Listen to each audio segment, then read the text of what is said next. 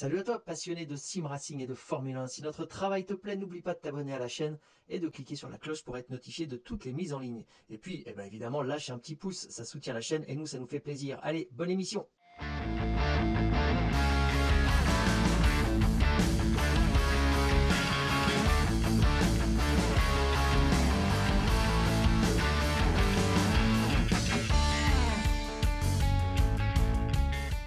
Salut la team. Eh bien, on se retrouve un peu exceptionnellement puisque la saison de Formule 1 va enfin commencer en juillet, le 5 juillet si je ne me trompe pas. Donc il y a quelques temps, on vous avait fait une émission pré-saison, il n'y avait que Zig, ce soir on a Quaid, on va les saluer dans un instant. Et en fait, il s'est passé tellement de choses et il y a eu tellement de temps entre ces deux émissions qu'on s'est dit, pouf, on en refait une petite. Alors on va essayer de la faire très concise, on va revenir sur quelques infos clés. Mais tout d'abord, bonsoir messieurs, bonsoir Zig. Bonsoir, ça fait plaisir de vous retrouver. Absolument, j'aime beaucoup la couleur de ton t-shirt, ça me rappelle ma casquette et mon casque. Salut Quaid. Salut Reznor, salut Zig. La couleur de ton Salut. t-shirt ne m'intéresse absolument pas. Tant mieux. Donc, alors, on va avoir un certain nombre de thématiques. Ce que je vous propose, c'est de tout simplement lancer un chronomètre à l'ancienne. On va lancer à partir de mon top 25 minutes et on va couvrir un certain nombre de sujets, 5, 6, 7 sujets en 25 minutes. Si on n'a pas le temps de finir, c'est pas grave. De toute façon, ce seront des sujets qu'on abordera dans les débriefs de Grand Prix à partir de lundi, du lundi qui correspond au premier Grand Prix d'Autriche, c'est-à-dire dans quoi ça fait dans une semaine à partir du tournage ou quelque chose comme ça. Oui, Une le 6. dizaine de jours. Voilà, exactement. Donc attention à mon top, c'est parti, il va falloir parler très très vite. C'est parti. Donc il reste 25.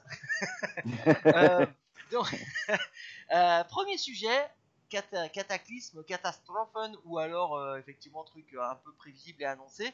Vettel qui se fait virer de chez Ferrari, j'aime bien le dire comme ça, c'est histoire d'être un peu polémique. Donc c'est vrai que l'annonce a été un peu brutale du départ de Vettel. On pensait qu'il allait faire au moins encore la saison 2020 chez Fefe. C'est peut-être une affaire de gros sous, peut-être une affaire d'ego. Et il va faire 21, la saison excuse-moi, 2020. 21. Oui, 21. d'accord. Non mais c'est bien, Vas-y. c'était une bonne intervention. J'ai vu tes petits sourcils se froncer et j'ai compris. Donc c'est sûrement une affaire de gros sous, sûrement une affaire d'ego. Pour ma part, je pense que c'est beaucoup une affaire de gros sous par rapport à ses performances, puisque Leclerc gagne beaucoup moins pour des performances équivalentes ou meilleures. Qu'est-ce que t'en penses, Zig? Bah, si on reprend ce qu'on a dit il y a un an, avant le début de saison l'an dernier, en disant attention, s'il se fait battre, ça va commencer à être compliqué. Bah, on est en plein dedans. La saison, elle a vraiment été bizarre avec tous ces transferts annoncés en l'espace de. Avant que ça commence, enfin, je veux dire, c'est des choses qui, voilà, ça n'était jamais arrivé, donc c'est très surprenant. Euh, à la fin de compte, ça ne nous surprend pas tant que ça, mais ce qui surprend, c'est où est-ce qu'il va aller. Parce que l'horizon est assez bouché. Ça sent l'EHPAD un peu. Il fait pas bon être dans les EHPAD à l'heure actuelle. C'est pas le bon moment en plus. Mais bon, il fait pas bon être Sébastien Vettel à l'heure actuelle. Pour ma part, moi je pense que c'est une affaire d'ego, c'est-à-dire que Binotto a été très malin dans le sens où il a laissé Vettel leur dire qu'il partait. C'est pour ça que tu dis qu'il s'est fait virer, mais oui, c'est une manœuvre pour qu'ils disent c'est pas possible que j'accepte ce que vous me proposez. Je suis à 40 millions, vous me proposez 10, je ne peux pas accepter ça. Pourquoi je passerais? Donc je pense qu'il y a l'ego qui est entré en jeu dans le fait qu'il est parti. Et je suis persuadé que son avenir est déjà écrit, moi, qu'il va prendre une année sabbatique, que Bottas va dégager et qu'il va aller chez Mercedes. Voilà mon scénario. Quel pari, d'accord. Effectivement, c'est bon. 2021, année Vettel. sabbatique, Oui, Mercedes d'accord. 2022. Vettel chez Mercedes, tu le verrais en coéquipier d'Hamilton ou tu verrais partir Hamilton du coup? Non, j'en sais rien pour Ce Hamilton. serait dingue comme du coup. Mais Ça me paraît oui, très peu probable, mais c'est possible, hein. Mais et c'est comme Alonso et Raikkonen, quand Alonso était arrivé chez Ferrari et que Raikkonen y était déjà. Pardon, quand Raikkonen est revenu ouais. chez Ferrari après le départ de Massa. On s'était tous demandé comment ça allait cohabiter, puis finalement ça s'est très bien passé, c'est-à-dire qu'en tout cas ils ne sont pas tapés sur la gueule. J'imagine que ça pourrait se passer comme ça. Là où Ferrari a été malin, c'est quand même ils ont re-signé Leclerc avant, donc ils ont fixé les salaires avant. Donc Leclerc a pas pu dire ah ouais bah, si c'est ça, moi je veux récupérer quelques patates quoi. Du coup, à mon avis, ils ont bien joué. Sur le plan du Hop. prix, ils ont bien joué. Brillant. Et donc l'arrivée du petit Sainz. Alors qu'est-ce qu'on en pense? Moi, j'en pense pas forcément. Je donne mon avis en premier hein, parce que voilà, C'est ta moi, parce chaîne. que j'ai la casquette rouge, voilà. Parce que je suis le chef de les nuls. Et non, simplement, oui, non, moi j'en pense pas forcément que du bien, parce que je trouve que Sainz, bon, d'abord, j'ai jamais trouvé que ce soit un pilote si brillant que ça, et puis surtout, c'est dommage pour lui, parce que on le sent un peu, on le sent un peu en pilote numéro 2. Alors bien sûr, ça, il a été affirmé que, oula, il y a Zig, ah ouais, tu t'étais figé, on aurait dit un asiatique, mais c'est bon, t'es revenu. Euh, je disais donc, oui, il clame partout qu'il n'a pas signé comme numéro 2, et c'est sûrement le cas, ils s'en foutent. Ils vont le foutre numéro 2 de fait, ils n'ont pas besoin de lui faire signer quoi que ce soit. Et c'est un peu un enterrement de première classe. Alors peut-être lui est-il conscient qu'il n'est pas si exceptionnel que ça et que finalement il a sur un plafond de verre et que numéro 2 chez Ferrari, bah, c'est déjà exceptionnel pour lui. Bon, voilà, moi ça m'intéresse pas plus que ça. Je voyais quelqu'un d'autre à sa place. Mais bon, qu'est-ce que t'en penses, Zig? Ils sont revenus sur un schéma classique. Ils se sont rendus compte l'an dernier que 2 top pilotes, bah, ça le fait pas. Si tu veux gagner des championnats, il te faut un très bon pilote, un leader, et ensuite un bon Un mec moyen carré qui va pilote. ramener l'auto, quoi. Ouais. Voilà. Et dans l'histoire, ça s'est toujours passé comme ça. Ferrari l'a toujours fait pendant longtemps avec Irvine, avec les Barrichello, Ouais. Massa, Massa. et Sauf que ça eux, ils marche. savaient qu'ils étaient numéro 2. Ils clamaient pas Bah, partout, ouais, je peux être champion du monde. voilà, mais ils le disent tous, ils ont toujours l'espoir. 99, Irvine a failli l'être, il aurait pu. Voilà, tu vois, alors que Mais sur le parce que papier, Schumacher s'est pété les jambes. voilà. Hein. Mais c'est ça que je veux dire, c'est que Oui, c'est pas faux. ils sont dans des équipes qui ont le potentiel de gagner, ils gagneront des courses, Ouais, mais ouais, voilà, voilà. sauf miracle, ils gagneront pas de titre. Un Bottas, sauf miracle, ne gagnera jamais de titre chez Mercedes. C'est le même principe. Ouais. Alors, moi, je nuancerai un petit peu. Je n'aurais pas l'avis aussi défavorable que toi, Reznor, sur Sainz.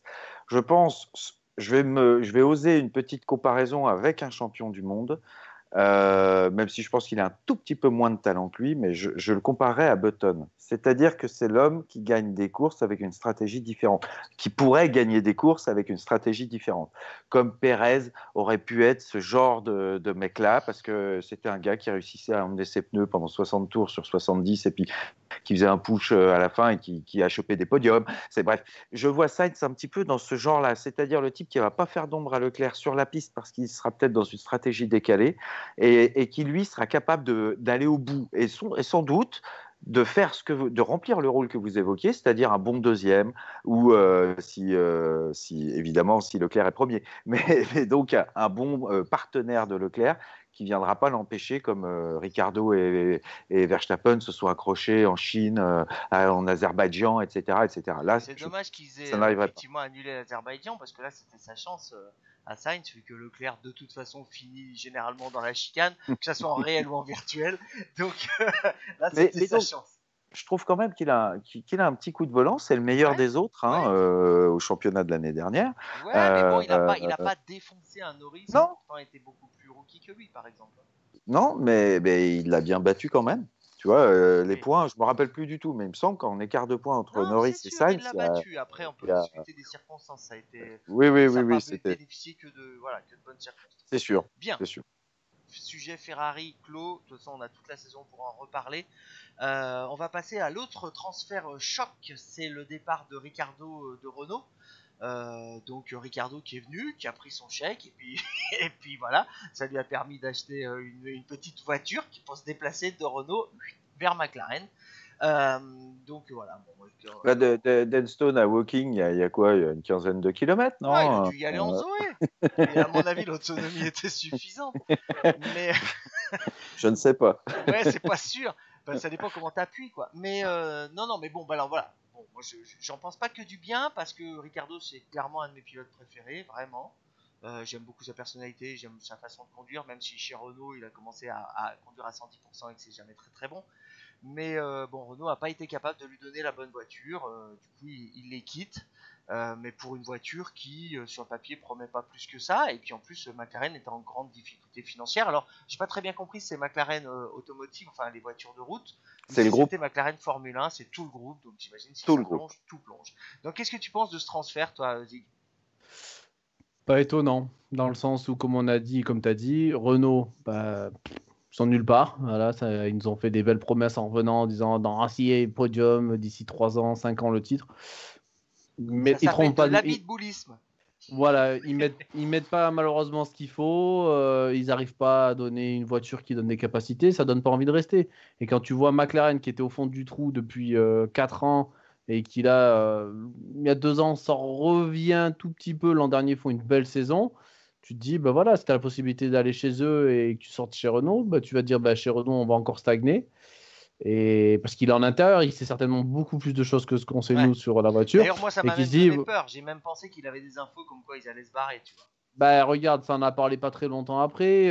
Bon, Renault, ils sont pas très bien. McLaren n'était pas très bien aussi. J'avais pas très apprécié le fait que la veille que la FIA fait les changements de règles, on est au courant que McLaren, ils ont un problème d'argent et qu'ils demandent des 5 milliards au gouvernement et qu'ils vont sûrement vendre des parts de l'entreprise pour gagner des sous.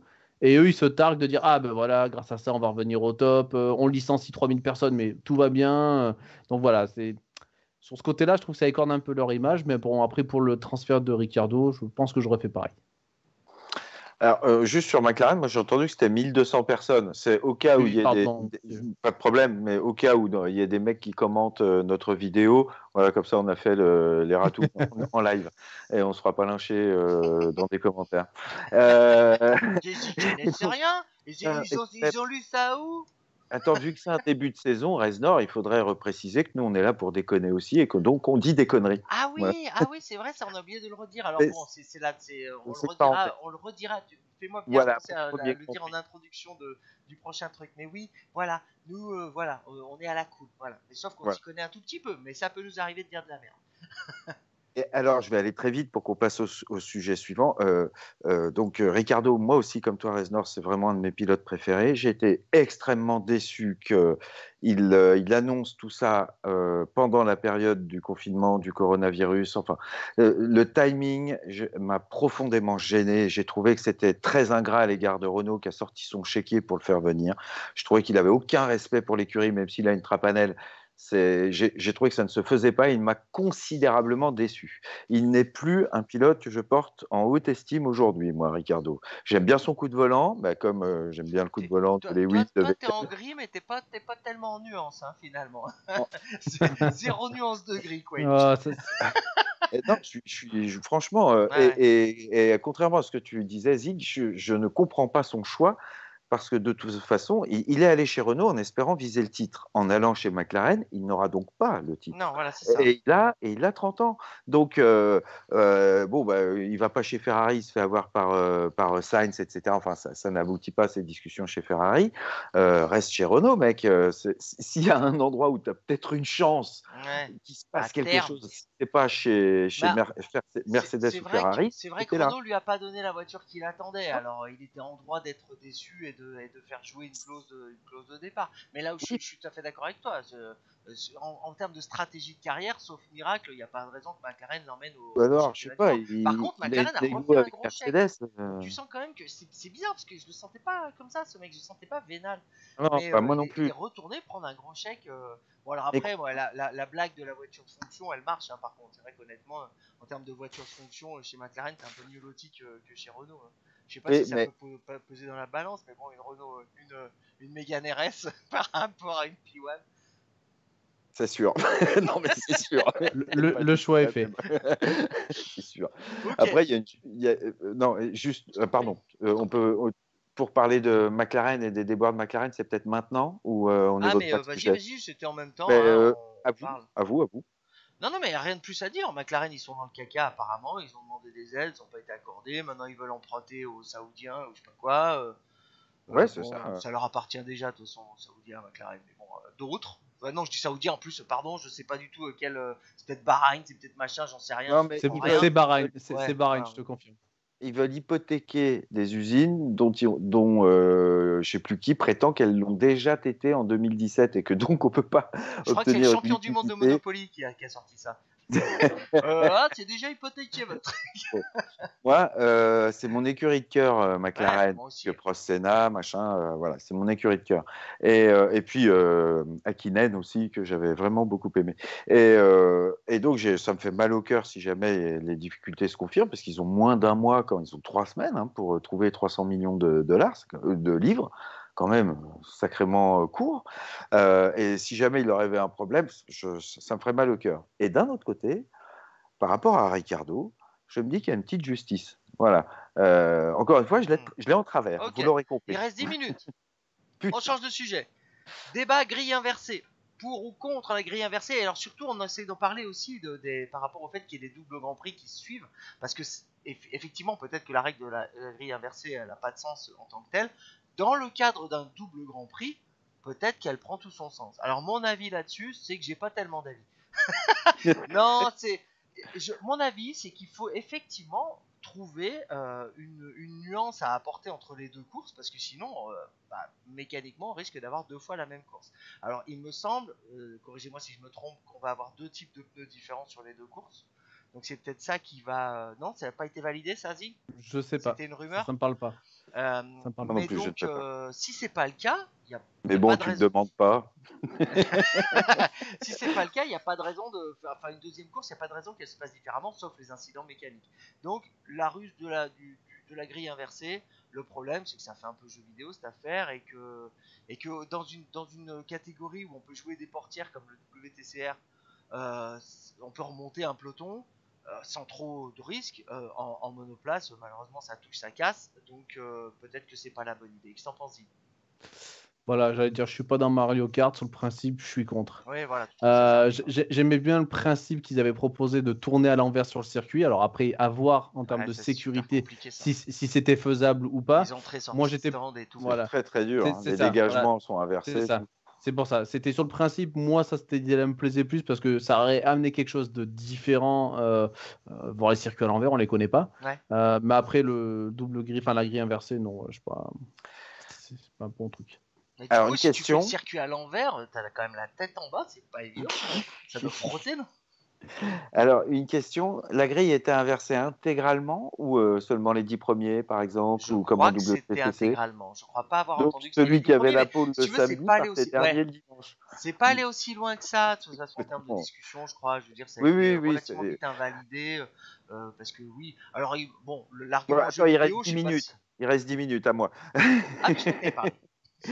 Mais non, c'est juste comme ça, tu peux enchaîner. Mais sur la grille inversée, pour moi, ça n'avait de sens que si, que si on faisait plus court, c'est-à-dire comme le WTCC, corrigez-moi si je me trompe, mais c'est Ouais. seulement ceux qui marquent des points, donc les 10 premiers, Ouais, ou les 8 maintenant, je sais éventuellement, plus, mais ou ouais. 8, pardon, ouais. Bon, bah là, ceux qui marquent des points, donc en F1, c'est 10, mais donc éventuellement, les 10 premiers, celui qui est premier par dixième, j'aurais pu accepter ça, mais de devoir doubler les Williams et puis les Racing Pot et puis etc. Tu ne fais pas une remontée, ce serait pas pour moi c'est à bannir C'est cette pas une idée-là. bonne idée. Ouais, donc ce que j'allais dire, c'est que l'argument jeu vidéo, je sais pas s'il est si valable que ça, parce que le DRS c'est déjà du jeu vidéo quelque part, hein, donc ce serait pas la première fois. Mais effectivement, oui, en termes de, bon, je sais pas. Si ça se faisait, voilà, j'aurais pas signé une pétition anti Formule 1 s'ils l'avaient fait. Ils le font pas, c'est très bien, c'est très bien. Mais moi, excuse-moi, juste, je ferais des qualifs différents. Je ferais des qualifs genre comme, je crois que c'est le WTCC maintenant, ou la Formule 1, je mélange, mais sur un tour, genre, tu vois, Oui, Déjà le mode fait. de qualification, tu le changerais, ouais. ouais, tu changerais, Pour une des deux tournes courses. autour du circuit, et puis ça y est, c'est à toi de faire ton tour chrono, et tu as 2 tours. Et boum, tu fais tes 2 tours, et justement, il y a un petit peu plus de place à, si tu fais une petite erreur ou quoi, Lewis, il a mal chauffé ses pneus, bah, pas lui qui aura à chaque fois la pole. Pourquoi Et je pense Lewis? que ça, c'est plus Je sais spectaculaire. pas. Parce Alors que que c'est c'est le quand même meilleur. celui qui gère le mieux Bah ses ouais. pneus, merde. Mais là, tu vois, là, tu fais un nouveau, ça s'est fait Oui, ça c'est fait. Non, non, mais début et là, 2000, il donc prétend pas inventer. Il dit juste ouais. que ça peut ajouter Oui, de j'entends. l'aléatoire pour une deuxième course, c'est tout quoi. Hein. Exactement. Parlons de l'handicap aéro qui a été évoqué et qui va être appliqué. Ça a été voté hein, par contre, hein, tout comme le budget capé. Dont tu nous parleras, Zik, parce que je crois que tu as plus de détails que moi à apporter à ce niveau-là. Donc cet handicap aéro, je le rappelle pour ceux qui le savent déjà, Donc, si ça sert à rien, si vous le savez déjà, mais bon, je Non, le dis pour mais ceux qui ne le rappelle. savent pas, mais tout le monde le sait, puisque tout le monde est spécialiste de la Formule 1, évidemment. Donc, entre la saison 2020 et 2021, va s'appliquer un temps forfaitaire pour un temps de soufflerie et un temps de développement aéro en fonction du classement du championnat du monde 2020, à savoir que le vainqueur du championnat aura moins de temps que le 10e, qui aura encore moins de temps que le 15e, à savoir 90%, 100% pour le 5e et 112% de temps de soufflerie. C'est un peu bizarre comme ils l'ont calculé, peu importe, on s'en fout. Et ça va être encore durci entre la saison 2020 et 2021 et 2022. De 2022 jusqu'à 25. Voilà. Et donc, pour terminer avec, à chaque fois d'année en année. 70% simplement pour le vainqueur du championnat, 70% de temps, et ça montera jusqu'à 115% d'après ce que j'ai lu pour le dernier. Donc du coup, nivellement remix quoi, remix des performances entre chaque année, puisque les premiers n'auront pas de laisse, n'auront pas un problème physique, mais pourront moins développer leur voiture que ceux qui... Alors, ça soulève tout un tas de questions, hein, parce que dans le cadre d'un budget, est-ce que de toute façon c'est réaliste les 115% de soufflerie pour un Williams qui de toute façon n'a pas d'argent, etc., etc. Bon, qu'est-ce que tu en penses, Yves ? Sur le principe, ça va essayer de niveler. Comme tu dis, une voiture, si elle est très bien, sachant qu'attention, en plus, avec la nouvelle réglementation qu'ils vont faire, les voitures, elles auront une restriction qui est assez importante. Donc, il n'y aura pas énormément de possibilités de faire des choses incroyables. Donc, si tu as réussi à bien développer ta voiture à partir de 2021, alors attention, il va y avoir en plus des pièces limitées. Ils vont limiter les coûts sur tout ce qui est boîte à vitesse, moteur. Il va y avoir un système de jetons qui va être mis en place. Donc, sur le principe, c'est bien. N'empêche qu'une forte équipe, même si elle a que 10% de moins que l'équipe d'à côté, elle pourra toujours faire du bon travail. Ouais. Et comme tu dis, le seul truc qui est bien, c'est pour les équipes de milieu de grille qui ont quand même un petit peu de moyens, qui pourront peut-être se rapprocher un petit peu. Une équipe en difficulté, elle sera quand même en difficulté. Donc voilà. Mais sur le principe, voilà, ça ne me dérange pas. Je trouve que c'est bien, ça change. Voilà. Craig, qu'est-ce que tu en penses de cette histoire ? Je suis globalement du même avis que Zig. Là, moi, je trouve ça plutôt bien. Je trouve que c'est pas un artifice à la DRS ou quoi. C'est-à-dire que ça rouvre la porte peut-être au côté malin, tu vois. Sauf si la FIA s'en mêle, mais on peut revoir venir des F-Duck, des trucs. Enfin, revenir. C'est interdit, j'imagine, aujourd'hui. Mais ce genre d'originalité-là, je vais y arriver, va peut-être pouvoir revenir grâce à ce temps de développement supplémentaire. Donc voilà, je trouve ça plutôt bien. En tous les cas, par rapport au choix qui pourrait être un véritable frein physique, c'est-à-dire admettons que le premier au championnat du monde soit à 790 kg par exemple, et puis que ça descende jusqu'à, aujourd'hui je sais plus, elles sont à 765 je pense les Formule 1, bon je sais pas, à 5 kg près je suis pas sûr, mais bon bref, ils auraient pu aussi inventer de plus lourd, ils auraient pu inventer je ne sais pas trop quoi. Là, le fait qu'effectivement ce soit quelque chose d'assez diffus et qui laisse la place au travail des ingénieurs, etc., c'est plutôt Justement, intelligent. C'est des choses auxquelles ils n'avaient pas trop pensé jusqu'à maintenant, c'est plutôt intelligent. Attention, parce que la FIA a quand même mis une équipe d'ingénieurs sur le fait d'essayer de travailler à trouver des failles sur le règlement et qu'à chaque fois qu'ils trouvent une faille, ils bloquent. Donc attention, oui, et puis ça va vachement contrôler les croisements d'informations entre équipes. Hein. Mercedes ne pourra plus donner tous ses plans à Aston Martin comme ils l'ont fait. Non, ça. Et question. Question, celui qui a 100%, c'est celui qui est classé combien ? Dans le 5e, il a 100. Et pour la deuxième, pour la troisième et jusqu'à 2025, tu sais, Gilles, toi, ça 90, 92, 95, 97, 100, 102, 105, 107. Et après, il y a 2% et demi à chaque fois. Tu l'as pas en tête, oui. Il y a 2,5. Il y a 2,5. Putain. Waouh. En fait, en gros, la différence, elle est de 2,5 sur la première saison et ensuite elle est de 5% sur la deuxième. Et ce règlement-là va jusqu'à 2025. Et à partir de 2025, il y aura une nouvelle réglementation. Et donc le 5e qui est à 100%. C'est toujours le 5e sur toutes les saisons. Non, à partir de 2022, 100%, ce sera le 7e. Ok, et donc en 2025, ce sera le 12e, quelque chose comme ça. Non, par contre, ça ne changera pas entre 2022 et 2025, le BAM reste le même. Et donc c'est le 7e qui est à 100%. Tout le temps entre 22 et 25. Ouais. Si Renault finit 6e, ils vont l'avoir mauvaise. Ils auront un pourcentage négatif pour redévelopper. On en revient toujours, les budgets déjà, ils en avaient parlé l'an dernier quand ils avaient commencé à en parler. Renault n'est déjà pas au plafond du budget, donc Oui, c'est ça, ils mettent mettent des même pas les budgets sous qu'ils pour ont le déjà pas, budget. ils mettent pas les moyens, donc Alors il rappelle-nous n'y a la pas de chute lien. du budget, Zig, justement. Là, à partir de 2021, on est à 145 plaques, c'est ça? 145, ensuite 140, 135. 135, et ça va s'arrêter à 135 Pour l'instant, jusqu'à c'est nouvel ordre. 135 de Et 23 135, c'est le budget de 2023. Renault actuellement, quoi. Ouais, je crois que c'est à peu près. Ils sont inférieurs à 140, il me semble. Donc 130, Oui, 135 doivent être. oui, moi ça me parle 135, je crois, Renault là. Donc, ils vont récupérer un peu vu qu'ils vont plus payer Ricardo. Bon. Ça dépend. Si c'est Alonso qui vient, Oui, tiens, c'est vrai, on a pas parlé d'Alonso. On va conclure sur lui. Combien de temps il nous reste? 1 minute, impeccable, c'est largement ce qu'il faut pour parler d'Alonso. Donc, pour ou contre, on va le faire très court. Pour ou contre un retour d'Alonso pour Renault. Pour. Oh là là, arrêtez. Ça va. Zig. Contre. Bah évidemment. Non, mais en plus, pour. t'as tout à fait le droit d'être contre. Hein. Ouais. On en parlera en off. Ouais. non, mais attends, parce que juste pour préciser, le cœur dit pour, la raison dit contre. La raison dit non. Oui, voilà, bien sûr. Oui, tout à fait. Un peu plus intelligent dans notre. Oui, non, Renault, il n'est pas sûr que d'un point de vue stratégique politique, ce soit intéressant de prendre Alonso. C'est pas sûr du tout. Ouais, c'est d'ailleurs pour ça que c'est pas fait, je pense, parce que lui, il aurait signé dès demain. Ouais, tu crois, ouais. J'ai l'impression qu'il veut revenir, lui.